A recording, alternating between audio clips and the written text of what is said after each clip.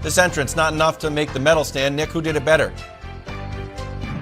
Bronze medal, third straight game with a medal, Nikola Jokic. 30, 19, and 8.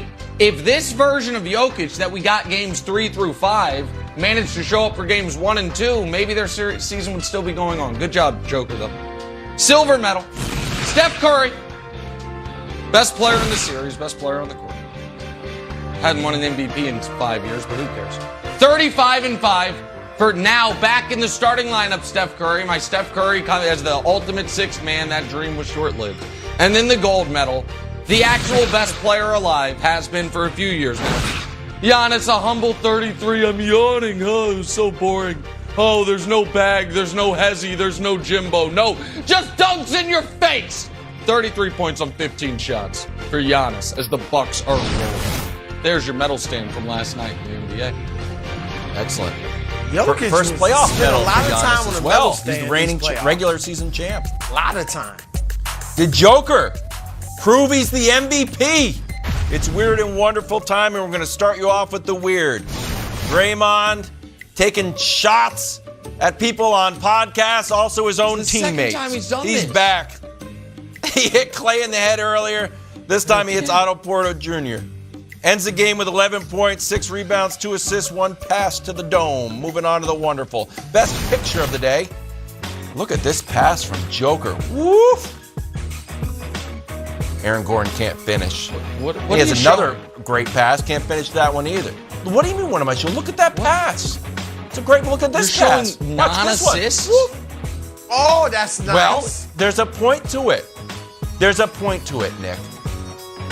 Joker finishes with 30, 19, and 8 assists, but these should have been assists. He should have gone out with a 30, 19, and 10 triple-double, and I'm going to talk Why don't you to Adam show a Silver near about it. rebound? I'm going to talk to... Let's give him a 30, Because- 20, and 10.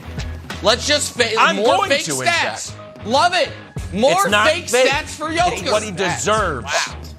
And that's the weird and wonderful from the National Pass. Those count as assists. That Triple-double. was Example, but I wish y'all would tell the whole story with me. All right, my Orlando team was the 8th seed. No one gives me credit for getting up against the Pistons who won the title. That was an 8th seed. Go look at that. I want you to go back and look at that roster. I dare you to go back and look at that roster, and you would say, "What a hell of a coaching job."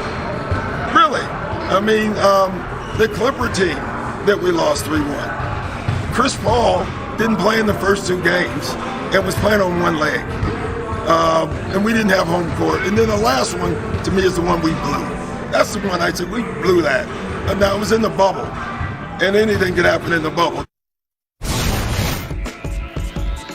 So, Broussard, Doc is getting criticized for defending his resume. But I think he has a responsibility to defend his active legacy from keyboard warriors and couch coaches. Because there's a significant misunderstanding of how narratives are written in the sports world now. Everybody thinks, you know what? Social media, it democratizes coverage. Instead of the old days when guys would be smoking cigars in the back of the train writing about Babe Ruth, everybody gets a voice. And you can define, the athlete can just get out there and define their own story. It's not true. It is not true. Narratives are made up from a few tastemakers and everybody else follows. We saw it with JaVale McGee and Shaq. JaVale McGee finally had to say, hey, you know what? I'm not just a goofball. I'm a great energy guy. I'm a champion. Stop making fun of me because one guy is taking my narrative and spinning it crazy. And it worked. And there is nobody out there defending Doc Rivers. Doc Rivers is not Nicki Minaj. He doesn't have an army of online people rising up to defend him at any little misstep. So I'm going to do it for him. Doc Rivers won 101 playoff games. Doc Rivers was the coach of the year. Doc Rivers went to the playoffs out of 23 times that he's been a coach, has missed the playoffs 5 times.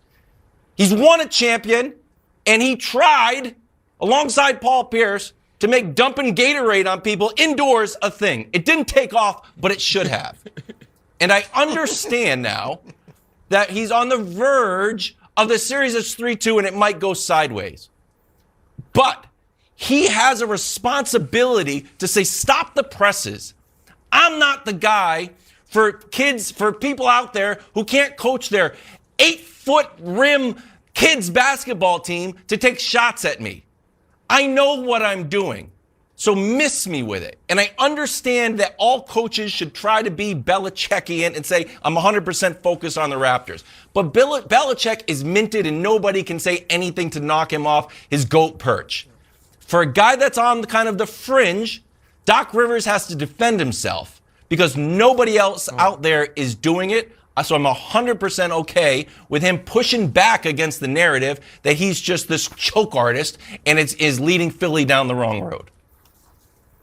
All right, before I go, Wilds, who you said kind of like with Shaq was the one guy pushing the JaVale McGee narrative. Do you have a guy? So. Is there one or two guys pushing the Doc narrative that he's not a good coach? Who is that? Who's pushing that? No, narrative?